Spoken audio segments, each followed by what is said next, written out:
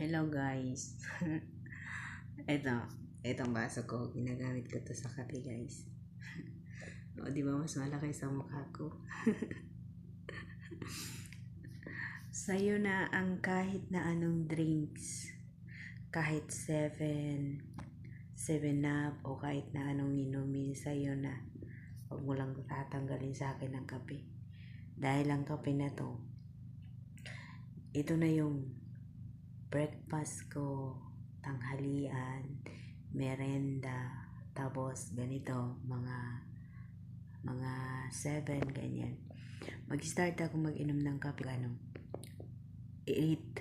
ng umaga. Tapos sa tanghali, inom din ako. Tapos, mag-rave, inom din ako. Ngayon, uminom din ako.